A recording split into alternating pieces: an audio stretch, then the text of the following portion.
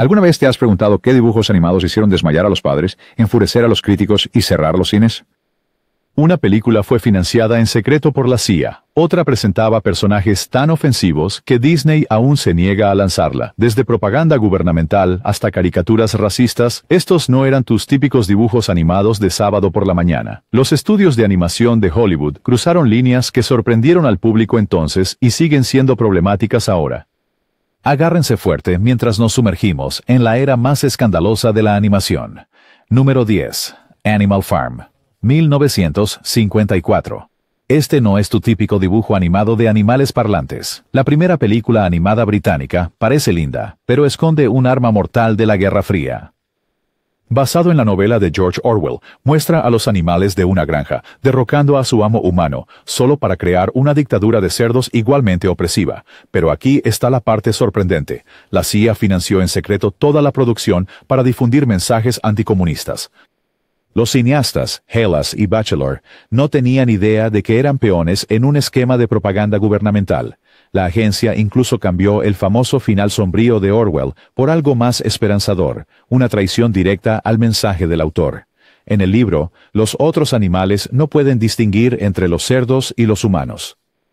Pero en la versión respaldada por la CIA, los otros animales se levantan y derrocan a los líderes cerdos, contradiciendo completamente la advertencia de Orwell sobre la corrupción del poder. El equipo de producción empleó a 80 animadores y creó más de 300.000 ilustraciones a lo largo de 3 años de trabajo meticuloso. Esta no fue una operación pequeña. Se convirtieron en el estudio de animación más grande de Europa Occidental durante la producción. El estilo visual de la película fue deliberadamente simplificado en comparación con Disney, utilizando fondos planos y despejados y diseños de personajes estilizados para centrar la atención en la alegoría política. Los críticos elogiaron sus méritos artísticos, mientras que el primer ministro británico Winston Churchill supuestamente se quejó de que el personaje del cerdo sabio sonaba demasiado como él. A pesar de ser anunciada como la película más controvertida del año, fracasó financieramente, convirtiéndose en uno de los fracasos de taquilla más caros de 1954. La película no recuperaría su presupuesto hasta 15 años después de su estreno. Los directores de la película tuvieron sus propios desacuerdos sobre el final alterado. Joy Batchelor quería mantenerse fiel a la visión de Orwell de que el poder político corrompe independientemente de la ideología, mientras que John Hollas sentía que el nuevo final ofrecía esperanza para el futuro. No fue hasta décadas después que la participación de la CIA se hizo de conocimiento público, añadiendo otra capa a esta ya controvertida obra maestra. Hoy en día, se reconoce como una brillante fusión de política y arte, de maneras que los dibujos animados para niños nunca se atrevieron. Número 9. La Dama y el Vagabundo, 1955. El cuento de romance canino de Disney rompió barreras técnicas al ser el primer largometraje animado filmado en CinemaScope, pero ahora es infame por algo completamente diferente. Esta aparentemente inocente historia de amor entre perros de diferentes lados de las vías contiene algunos de los estereotipos raciales más vergonzosos en la historia de la animación. Los gatos siameses, Si y Am, representan los elementos más problemáticos, dibujados con ojos rasgados, hablando con acentos asiáticos simulados y retratados como villanos astutos con la intención de causar problemas. Su infame canción presenta pistas musicales orientales estereotipadas y letras sobre destruir objetos del hogar. Tampoco estaban solos. La película desfila a través de estereotipos étnicos con Pedro, el chihuahua mexicano, y Boris, el galgo ruso, cada uno hablando con acentos exagerados que harían estremecer a los espectadores modernos. El director Frank Thomas creó la famosa escena de comer espaguetis que aún hace llorar a los fanáticos de la animación. Pero ese brillo técnico viene acompañado de representaciones culturales desactualizadas. La animación de la película en sí fue innovadora. Walt Disney luchó durante años para comunicar su visión de la adaptación a sus líderes creativos. Quería un estilo que fuera más maduro que las películas anteriores de Disney, mientras mantenía su atractivo para las familias. La producción costó alrededor de $4 millones, un presupuesto enorme para una película animada en ese momento. La Dama y el Vagabundo llegó a recaudar más de $93 millones en sus estrenos teatrales, convirtiéndola en una de las películas más exitosas financieramente de Disney. Cuando Disney Plus finalmente lanzó la película, vino con un aviso advirtiendo a los espectadores sobre su contenido problemático, afirmando que estos estereotipos estaban mal entonces y están mal ahora. El remake de acción en vivo de Disney de 2019 intentó abordar estos problemas al reimaginar por completo a los personajes controvertidos, eligiendo a Janelle Monáe para dar voz a uno de los antiguos gatos siameses, ahora reescrito como un personaje completamente diferente. El original sigue siendo una mezcla complicada de genialidad en la animación e insensibilidad cultural que ejemplifica el pasado problemático de Hollywood y muestra cuánto ha evolucionado la conciencia cultural desde la década de 1950. Número 8. Canción del Sur, 1946. La película más notoria de Disney de todos los tiempos combina acción en vivo con animación para contar historias del tío Remus, un hombre negro que trabaja en una plantación en el sur posterior a la Guerra Civil. Tan controvertido que Disney se niega a lanzarlo en video casero o servicios de streaming en los Estados Unidos, convirtiéndolo en la creación más suprimida de la compañía. Aunque cae ligeramente fuera de nuestro periodo de tiempo, su impacto y la continua controversia durante las décadas de 1950 y 1960 lo hacen imposible de ignorar. La película presenta una versión idealizada y blanqueada de la vida en la plantación que la NAACP condenó inmediatamente tras su estreno. Declararon que, aunque elogiaban el logro técnico, la película desafortunadamente da la impresión de una relación idílica entre amo y esclavo, lo cual es una distorsión de los hechos. Aún más impactante, el actor principal, James Baskett, no pudo asistir al estreno de la película en Atlanta debido a las leyes de segregación, a pesar de que Walt Disney personalmente hizo campaña para que Baskett recibiera un premio de la Academia honorario por su actuación. Los segmentos animados de la película con Brer Rabbit fueron considerados maravillas técnicas en ese momento, fusionándose perfectamente con la acción en vivo de maneras que no se igualarían durante décadas. Estas secuencias fueron tan queridas que generaron mercancía, cómics y, eventualmente, la icónica atracción de parque temático de Disney, Splash Mountain, aunque esta también ha sido rediseñada en años recientes para eliminar todas las conexiones con la película. Canciones como Zip a Dee Doo Da permanecen en el canon musical de Disney, mientras que la película que las introdujo sigue guardada en la bóveda. La canción incluso ganó un premio de la Academia a la mejor canción original en 1947. Cuando la película se reestrenó en cines en 1986, aún logró recaudar más de $17 millones, demostrando que sus elementos controvertidos no habían disminuido su atractivo para ciertos públicos, incluso 40 años después de su estreno original. El director ejecutivo de Disney, Bob Iger, confirmó en 2019 que la película nunca aparecería en Disney Plus, afirmando que no sería en el mejor interés de nuestros accionistas traerla de vuelta, aunque habría algún beneficio financiero. Numerosas peticiones han solicitado su lanzamiento con el contexto histórico adecuado, pero Disney ha mantenido firme su decisión. Canción del Sur representa quizás el ejemplo más dramático de un estudio intentando enterrar su propio pasado controvertido. Número 7. Fantasía, 1940. La ambiciosa exhibición de música clásica de Disney ahora se celebra como un triunfo artístico, pero las versiones iniciales contenían imágenes tan impactantes que han sido sistemáticamente eliminadas de todas las ediciones modernas. El segmento de la Sinfonía Pastoral originalmente presentaba a un personaje centauro de piel oscura llamado Sunflower, que servía como doncella de centauros de piel más clara, lustrando sus cascos y llevando sus pertenencias. Disney eliminó discretamente al personaje de la película en 1969, cortando sus escenas de manera tan impecable que generaciones de espectadores nunca supieron que existió.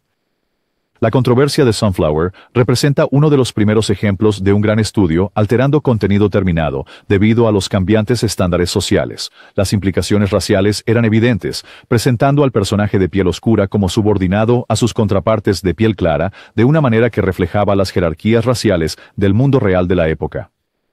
La película también fue criticada por grupos religiosos por su secuencia de Una noche en el Monte Calvo, que presenta imágenes demoníacas que algunos consideraron inapropiadas para niños. Los impactantes visuales de demonios, fantasmas y esqueletos eran algo que el público no había visto antes en animación, especialmente de Disney. Algunos líderes religiosos condenaron la secuencia por potencialmente asustar a los niños e introducirlos a imágenes ocultas. Fantasía fue un fracaso comercial en su lanzamiento inicial, en parte debido a que la Segunda Guerra Mundial cortó los mercados europeos, y en parte porque el público no estaba preparado para un enfoque tan experimental de la animación. La película costó más de $2.280.000 producirla, pero solo ganó $1.300.000 en su primer estreno. Walt Disney había imaginado Fantasía como una película de concierto en constante evolución que se actualizaría regularmente con nuevos segmentos, pero su fracaso financiero puso fin a ese ambicioso plan. A pesar de estas controversias, Fantasía ha sido preservada en el Registro Nacional de Cine por su importancia artística y su enfoque innovador en la animación. La película fue pionera en muchas técnicas que se convertirían en estándar en la industria e introdujo la música clásica a generaciones de niños. El contraste entre sus técnicas de animación innovadoras y su contenido problemático la convierte en un ejemplo perfecto de cómo incluso las obras de arte más visionarias pueden estar manchadas por los prejuicios de su época. Número 6. Dumbo, 1941. Este conmovedor cuento de un elefante volador contiene una de las secuencias racistas más notorias en la historia de la animación. Los cuervos que ayudan a Dumbo a aprender a volar hablan en un vernáculo afroamericano estereotipado y participan en comportamientos que reflejan los espectáculos de minstrel. Lo más impactante de todo es que su líder se llama, literalmente, Jim Crow, el mismo nombre que las leyes de segregación que impusieron la división racial en Estados Unidos hasta 1965. La película se apresuró en su producción para recuperar las pérdidas financieras de Disney con Fantasía, y esa prisa puede explicar por qué un contenido tan obviamente problemático llegó a las pantallas. Con un presupuesto de solo $950,000, fue diseñado deliberadamente para ser más simple y menos costoso que las películas anteriores de Disney. Más allá de la escena del cuervo, The Song of the Roostabouts presenta a trabajadores negros sin rostro trabajando, mientras cantan letras como «Cuando recibimos nuestro pago, tiramos todo nuestro dinero», reforzando estereotipos dañinos sobre los trabajadores negros. Dumbo también contiene la infame secuencia de los elefantes rosados en desfile, una pesadilla surrealista y psicodélica que ocurre después de que Dumbo bebe champán accidentalmente. Esta escena ha sido criticada durante décadas por mostrar el consumo de alcohol en una película infantil, aunque otros la defienden como un punto alto creativo en la historia de la animación. La secuencia fue tan distintiva que se hizo referencia directa a ella en películas posteriores, incluyendo la controvertida Fritz the Cat de 1972. Los historiadores del cine debaten si los cuervos fueron retratos afectuosos o despectivos.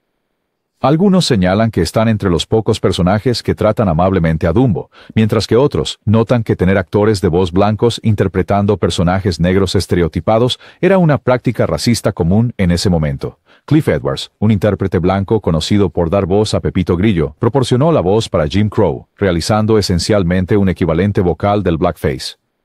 Cuando la película apareció en Disney Plus, llevaba una advertencia reconociendo sus representaciones culturales desactualizadas. El remake de Acción en Vivo, de 2019, eliminó por completo a los personajes de los cuervos, reconociendo su naturaleza problemática. A pesar de estas controversias, los expertos en animación aún elogian los fondos en acuarela de la película y la animación expresiva de los personajes como puntos altos en el desarrollo del medio.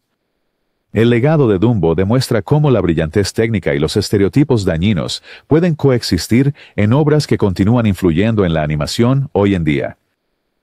Número 5. El libro de la selva, 1967. La adaptación de Disney de las historias de la era colonial de Rudyard Kipling se convirtió en la última película que Walt Disney supervisó personalmente antes de su muerte, pero no estuvo exenta de controversia. El personaje de King Louie, un orangután que canta sobre querer ser humano, ha sido ampliamente criticado por codificación racial y estereotipos. La interpretación de jazz de Louis Prima, como King Louie, creó un personaje que muchos críticos vieron como una caricatura problemática. Como señaló The Atlantic, Disney parecía ajeno a la idea de que alguien se ofendería por la representación de Louie como un simio que habla jive y canta a Mowgli sobre querer ser como los humanos. La película se basó en material original ya cargado de actitudes coloniales, lo que hizo que su adaptación fuera particularmente desafiante desde el principio. Curiosamente, los orangutanes no son nativos de la India, donde se desarrolla la historia, lo que hace que la inclusión de Louie sea científicamente inexacta, además de culturalmente problemática. El personaje fue creado específicamente para la versión de Disney y no aparece en las historias originales de Kipling en absoluto. Esta elección creativa ha llevado a algunos críticos a cuestionar por qué Disney sintió la necesidad de insertar a este personaje en particular.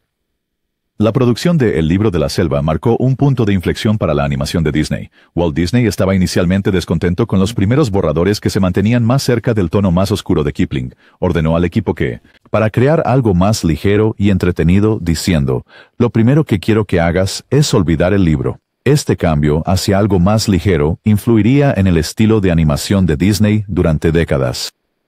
A pesar de estos problemas, El libro de la selva se convirtió en un gran éxito, recaudando $13 millones en su lanzamiento inicial contra un presupuesto de aproximadamente $4 millones, salvando a Disney Animation de un posible colapso tras la muerte de Walt. Sus canciones y personajes memorables lo han convertido en un elemento básico de la infancia para generaciones. The Bare Necessities fue nominada a un premio de la Academia a la mejor canción original, y sigue siendo una de las melodías más reconocibles de Disney. El remake de acción en vivo de Disney de 2016 intentó abordar los elementos problemáticos del original, mientras mantenía su encanto. El remake incluyó a Giancarlo Esposito y Christopher Walken como el Rey Louie, reimaginando al personaje como un Gigantopithecus, una especie de simio extinta que sí vivió en Asia, en lugar de un orangután. El contraste entre el estatus querido de la película y sus elementos criticados la convierte en un caso de estudio fascinante sobre cómo los espectadores reconcilian el afecto nostálgico con una creciente conciencia cultural. Número 4. Peter Pan. 1953. La versión de Disney del clásico de J.M. Barrie presenta algunos de los estereotipos más evidentes de los nativos americanos jamás animados. La secuencia What Makes the Red Man Red muestra a personajes nativos con piel de color rojo brillante, hablando en un inglés roto y reforzando prácticamente todos los estereotipos dañinos de los pueblos indígenas. Las letras de la canción sugieren que los nativos americanos se ponen rojos cuando se sonrojan después de ser besados, una explicación extraña y ofensiva para el color de piel. La representación fue tan problemática que cuando la película apareció en Disney Plus, recibió una de las advertencias de contenido más fuertes de la plataforma. Este programa incluye representaciones negativas y o maltrato de personas o culturas. Estos estereotipos estaban mal entonces y están mal ahora. A pesar de ser una de las películas más queridas de Disney, su representación de Tiger Lily y su tribu ha hecho que sea cada vez más incómoda de ver para el público moderno. La representación de género en la película es igualmente anticuada, con personajes femeninos peleando por la atención de Peter y siendo valoradas principalmente por sus habilidades domésticas. Wendy es representada como maternal y responsable, mientras que Campanita es celosa y vengativa. Tigrilla es retratada como exótica y prácticamente sin habla. Estas caracterizaciones reflejan las expectativas de género de los años 1950, pero parecen regresivas para los espectadores modernos. Peter Pan costó aproximadamente $4 millones producirlo y ganó $87 millones de sus varios estrenos teatrales, convirtiéndolo en una de las películas más exitosas financieramente de Disney. El personaje de Peter Pan se ha convertido en uno de los íconos más reconocibles de Disney, apareciendo en parques temáticos, mercancía y numerosos derivados. Lo que hace que Peter Pan sea particularmente interesante como una película controvertida es cómo Disney reconoce abiertamente sus problemas hoy en día, mientras la mantiene en circulación, en contraste con su completa supresión de Song of the South. La película sigue siendo una ventana fascinante hacia las actitudes estadounidenses de mediados de siglo respecto a la raza y el género, demostrando cómo incluso los clásicos más queridos pueden contener elementos profundamente problemáticos. Número 3. Fritz el Gato, 1972. La primera película animada en recibir una clasificación X sorprendió al público con su contenido explícito y mensaje anti-establishment. Dirigida por Ralph Bakshi y basada en los cómics Underground de Robert Crumb, esta película sigue a un gato que abandona la universidad a través de un mundo de drogas, blasfemias y encuentros gráficos que voltearon la imagen sana de la animación. El creador Robert Crumb estaba tan disgustado por la política de la película que mató al personaje en sus cómics y repudió la película por completo. Sentía que Bakshi había transformado su crítica contracultural en un mensaje político simplista que perdía la sutileza de su obra original. A pesar de la controversia, o quizás debido a ella, Fritz the Cat se convirtió en un éxito masivo, recaudando $90 millones en todo el mundo, con un presupuesto pequeño de menos de $1 millón, convirtiéndola en una de las películas animadas independientes más rentables jamás hechas. La película incluye una escena que se burla directamente de Disney, mostrando a Mickey Mouse y otros personajes animando mientras la Fuerza Aérea de los Estados Unidos lanza bombas sobre un vecindario negro durante un disturbio.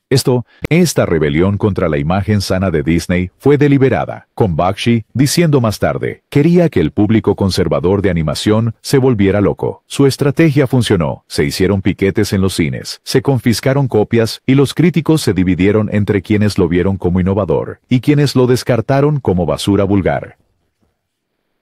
Las técnicas de animación de Bakshi fueron tan revolucionarias como su contenido. Para ahorrar dinero, utilizó rotoscopia extensiva, trazando sobre metraje de acción real, incorporó fotografías reales para los fondos y empleó otras técnicas experimentales que influirían en la animación durante décadas.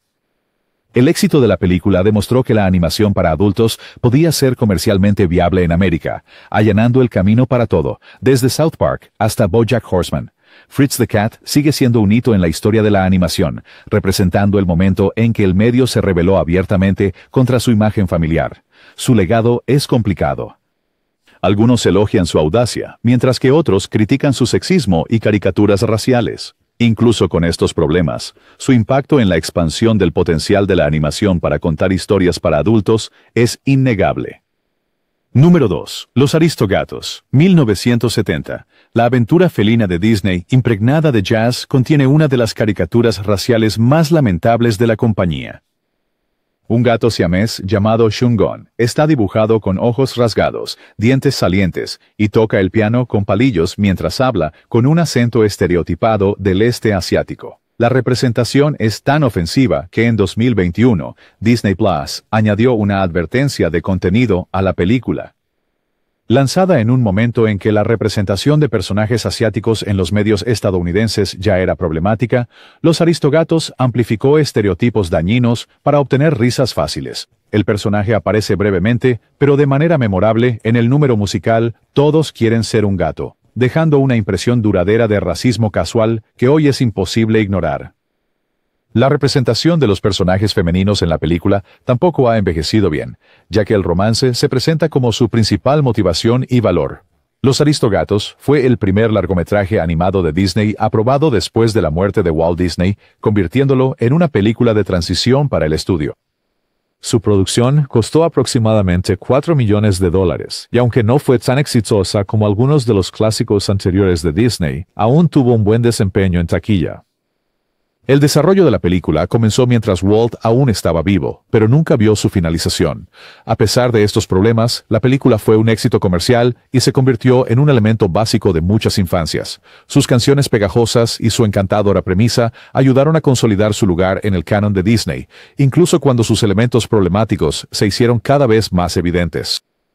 El elenco de voces incluyó talentos notables como Phil Harris, Eva Gabor y Sterling Holloway. Cuando Disney comenzó a agregar advertencias de contenido a películas más antiguas, Los Aristogatos fue una de las primeras en recibir un reconocimiento de cómo los estándares culturales han evolucionado dramáticamente desde su estreno. La advertencia reconoce que la película incluye representaciones negativas o maltrato de personas o culturas, mientras explica que en lugar de eliminar el contenido, Disney quiere reconocer su impacto dañino, aprender de ello y fomentar la conversación para crear juntos un futuro más inclusivo. Número 1. Pink Fink, 1964. Este aparentemente inocente dibujo animado de la Pantera Rosa ganó un premio de la Academia, pero oculta una historia más oscura de lo que la mayoría se da cuenta. El primer dibujo animado teatral de la Pantera Rosa sigue a nuestro héroe silencioso, mientras lucha contra un hombrecito decidido a pintar una casa de azul. Lo que los espectadores no sabían era que los creadores del personaje, Friz Freleng y David DePatie, habían formado su propio estudio después de que Warner Bros. Cerrara su departamento de animación, dejando a docenas de animadores sin trabajo. El éxito de la caricatura dio lugar a toda una franquicia, pero nació del colapso de los estudios de animación tradicionales, cuando la televisión comenzó a dominar el entretenimiento. La agitación económica de la década de 1960 obligó a los estudios de animación a recortar gastos, lo que llevó a estilos de animación más simples y salarios más bajos para los artistas, muchos de los cuales lucharon por encontrar trabajo durante este periodo de transición. Cuando Warner Bros. Cerró su división de animación en 1963, terminó una era de cortos animados teatrales que había definido la animación estadounidense desde la década de 1930. El director Friz Freleng, quien había trabajado en Looney Tunes durante décadas, esencialmente tuvo que reinventar su carrera a los 58 años. En 1948, después de ser despedido de Warner Bros., se asoció con David DePatie para formar DePatie Freleng Enterprises. Su primer proyecto importante fue crear la secuencia de títulos animados para la película de acción real de 1963, La Pantera Rosa, protagonizada por Peter Sellers. El personaje resultó ser tan popular que United Artists encargó una serie de cortometrajes teatrales. La comedia muda de La Pantera Rosa representó un cambio dramático respecto a los dibujos animados cargados de diálogo que habían dominado los cines anteriormente. Este enfoque minimalista fue en parte una elección artística, pero también una necesidad financiera. Contratar actores de voz y grabar diálogos era costoso. El silencio del personaje lo hacía atractivo internacionalmente, donde no se necesitaba traducción. The Pink Fink ganó el premio de la Academia de 1964 al mejor cortometraje animado, validando la nueva dirección de Freleng y DePatie. El estudio continuaría creando 124 cortometrajes teatrales de La Pantera Rosa junto con otras series exitosas. Aunque no es controvertido por su contenido, Pink Fink simboliza la agitación en toda la industria que transformó la animación en la década de 1960, cambiando para siempre cómo se hacían y distribuían los dibujos animados. Su victoria en el premio de la Academia marcó tanto un comienzo como un final para la animación teatral en Estados Unidos. Desde la propaganda de la CIA hasta los estereotipos raciales que hacen que los espectadores modernos se estremezcan, estos filmes animados revelan cuánto han evolucionado nuestros estándares culturales. También demuestran el poder de la animación como medio, capaz tanto de deleitar a los niños, como de transmitir mensajes políticos que moldearon la opinión pública. Los límites entre el entretenimiento y la propaganda a menudo se desdibujaban, mientras gobiernos, estudios y creadores luchaban por el control de estas formas de arte influyentes. ¿Cuál de estos clásicos controvertidos te sorprendió más? ¿Eran los cineastas de la época realmente ciegos a estos problemas? ¿O había algo más calculado en juego? ¿Deberíamos juzgar estas obras según los estándares actuales o verlas como productos de su tiempo? Haznoslo saber en los comentarios si crees que deberíamos preservar estas piezas problemáticas de la historia o dejarlas desvanecerse en la oscuridad.